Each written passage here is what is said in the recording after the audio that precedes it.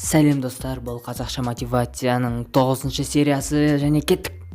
Видеоны қарамас бұрын лайв каналға және 3-ші каналға подписка жасауды ұмытпа. Және видеоларда қарасаң болады. Білім 21-ші ғасырдың жаңа алтыны десек те болады. Себебі қазір саған білім керек. Және білім дегенде мен саған сабақты дұрыстап оқу керек, всегда 5-ке шығу керек. Жоқ, бұндай білім саған бұндай қатты керек емес. Сен мектептен кейін де өзің білім алуыңа болады. Мен осыны айтқым келіп тұр. Көп жастар түсінбейді. Мектептен кейін де өмір бар екенін вообще түсінбейді.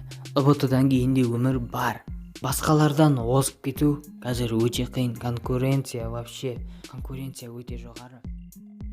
Сондықтан өздеріңізді оқытуға болатынын ұмытпаңыздар.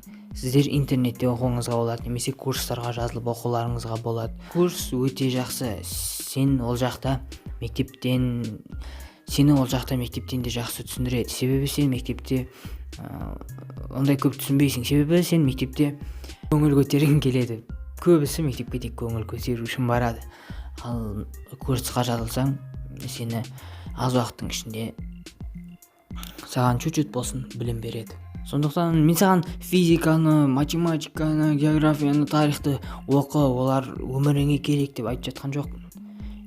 Арасында керек болып қалуы мүмкін, бірақ сен тек өзіңе керекті пәндерді ғана оқуың керек. Саған сол ғана көмектеседі. Бизнесмендердің почти барлығы күн сайын кітап оқиды.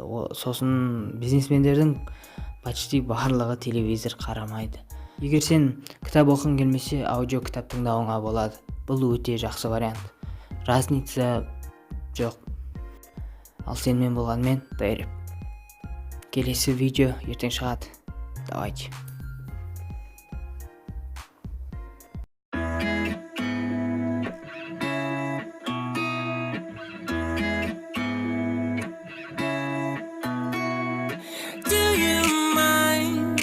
Take your button, just put in your ears. Don't you mind? But living the past, give me Polaroid feel. Got best though. Been in the cloud just to forget.